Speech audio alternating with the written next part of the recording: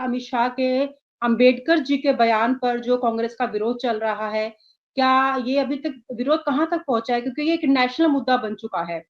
इसको लेकर अभी आपके पास क्या राय है, क्या अपडेट है इस आंदोलन को लेकर? आप क्या कहते हैं? रोमा जी, जिस तरह से हमारे भारत में जो संविधान बना और जिस तरह से बाबा साहब ने संविधान के निर्माता है, बाबा साहब जो ड्राफ्टिंग कमेटी थी, संविधान बन रहा था, उसके अध्यक्ष थे। तो बाबा साहब ने जिस तरह से बड़ी मेहनत के साथ और रातों रात जाग करके संविधान का निर्माण किया और संविधान में जिस तरह से उन्होंने सभी धर्मों के लिए बराबर के साथ, हक अधिकार के साथ, बराबर के साथ सभी को सम्मान देकर के, महिलाओं को सम्मान देकर के, सभी वर्गों को सम्मान देकर के और उसका निर्माण किया। ऐसे में कहीं न कहीं बाबा साहब के जो सपने थे, बाबा साहब ने की जो महत्वाकांक्षाएँ थी, उसको कहीं न कहीं चोट पहुँचाने का अगर किसी ने काम किया है, तो वो देश के गृह मंत्री अमित शाह जी ने किया है। तो मुझे लगता है कि अमित शाह जी को जो है मानवता के आधार पर तुरंत पद से इस्तीफा दे देना चाहिए, जिस तरह से उनका विरोध हो रहा है। देखिए क्या होता है, जनता की सरकार होती है और जनता की सरकार जनता के लिए एक वोट का अधिकार जो बाबा साहब अम्बेडकर ने दिया है, उसके आधार पर बनता है। पहले क्या होता था कि राजा-महाराजा देश में जो प्रदेश की विरासतों को चलाने का काम करते थे। जब बाबा साहब अम्बेडकर ने जब देश आज़ाद हुआ तो एक संविधान बनाया और स उस संविधान ने उन्होंने कहा कि जो राजा की कोख से अब रानी की कोख से राजा पैदा नहीं होगा, बल्कि ये वोट की चोट से वोट दे करके कहीं न कहीं अब राजा बनेगा। वोट दे करके कहीं न कहीं जो भारत को चलाने वाले हों, स्टेट को चलाने वाले हों, जगह-जगह पंचायत प्रतिनिधि हों, जिला प्रतिनिधि हों, आपके विधायक हों, ये सब कहीं न कहीं वोट की आधार पर बनने का काम है। तो इस तरह से एक बड़ा संविधान दिया, महिलाओं को सम्मान दिया, महिलाओं को वोट देने का अधिकार दिया, बाबा साहब अम्बेडकर ने सभी को बराबर का हक दिया। जो पिछड़े हैं, दबे-कुचले हैं, शोषित हैं, हाशिए पर हैं, गरीब हैं, उन लोगों के लिए तमाम आर्टिकल बना-बना करके उन तमाम आर्टिकल में सबके लिए अनुच्छेद के आधार पर उन लोगों को सम्मान दिया। उन लोगों के आरक्षण की बात की, मंडल कमीशन की जो रिपोर्ट लागू हुई, जब वो संविधान में उन्होंने आर्टिकल लिखा उसके आधार पर और ओबीसी को 27% आरक्षण मिला। ये अलग बात है कि मध्य प्रदेश में 14% आरक्षण मिल रहा है, कहीं न कहीं ओबीसी जागरूक नहीं है, लगातार जो है भाजपा के द्वारा इस तरह का षड्यंत्र पूर्वक ओबीसी के साथ जिस तरह का दुर्व्यवहार हो रहा है, वो एक अलग विषय है। इसके लिए हम लोग लड़ाई लड़ रहे हैं ओबीसी जन कल्याण संघ के नेतृत्व में। लेकिन क्या है, जहाँ तक हम अमित शाह की बात पर आते हैं, तो अमित शाह जी ने जिस तरह का जो बयान दिया है, अम्बेडकर, अम्बेडकर, अम्बेडकर अगर इस तरह का नाम आप भगवान का लेते, तो आप 7 जन्मों में स्वर्ग मिल जाते।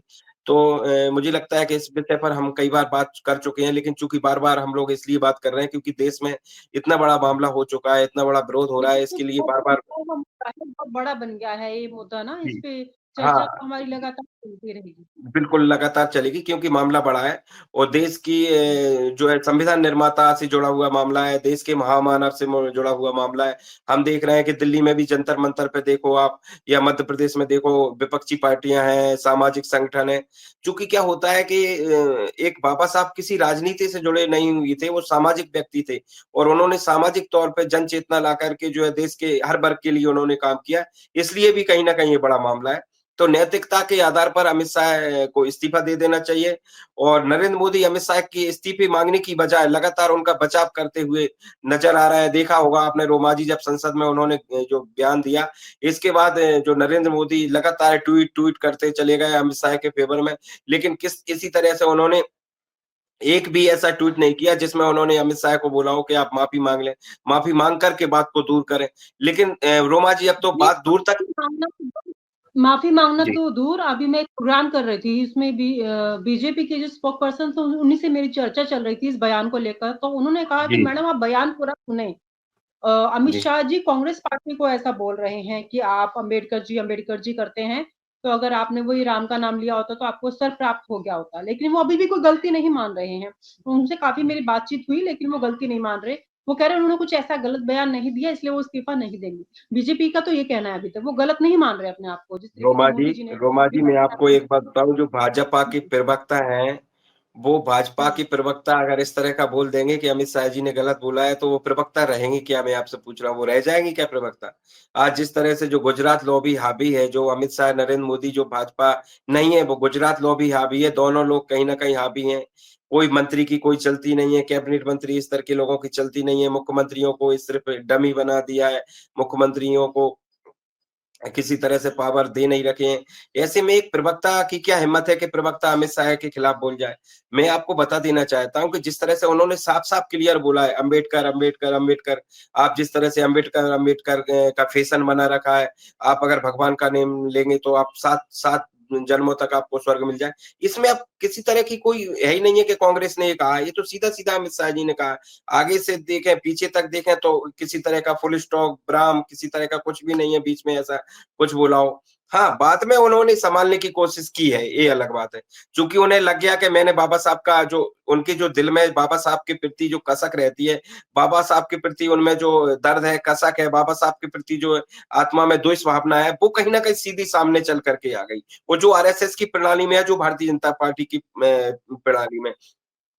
इसको देखते हुए कहीं न कहीं फिर पीछे उन्होंने पूरा-पूरा सँभालने का प्रयास किया है, लेकिन चूँकि क्या होता है रोमा जी, तीर कमान से छूट गया तो व वापस नहीं आता है।